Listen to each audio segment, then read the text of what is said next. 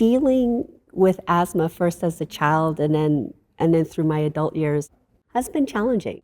I think of it as at some point it could be a grind. It could be described as a grind because there are therapies that you have to have the discipline to do on a daily basis.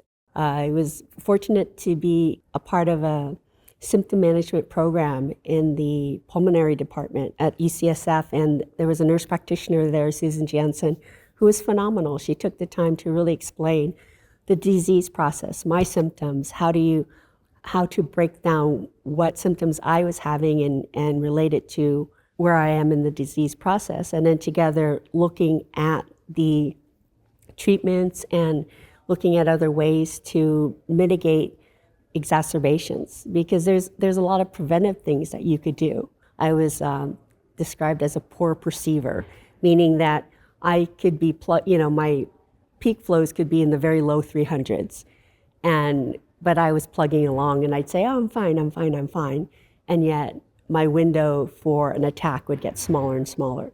So you really don't want to wait to get to that point when, there are things that you need to use to identify when your symptoms are getting worse and take action before you end up in the emergency room.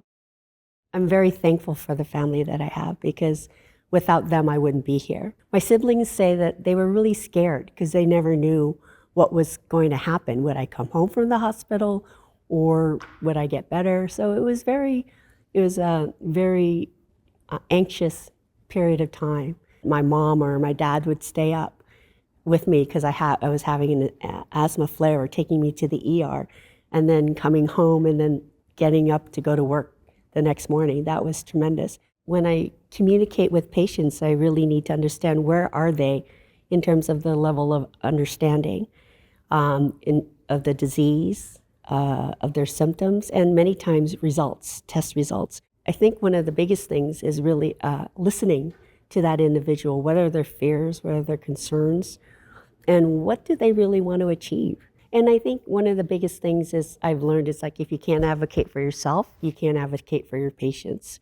I really felt it was important that researchers and providers really understood what patients undergo and really work to collaborate and help patients understand what these treatments are and actually elicit a little bit of hope. Because early on in my treatment, there wasn't very much. There was steroids, there was theophylline, and maybe some inhalers. But now with these biologics, it's really exciting to look deeper into what the cause is and why not everyone responds in the same way. So, and to really just create more of a collaborative process with all that's involved with asthma, and really, hopefully, find a cure. Really, that's I just wanted to make sure that what my contribution would be to just enlighten people and say, yeah, we're here, this is what our needs are, and this is what our hopes are for, and what can we do to help.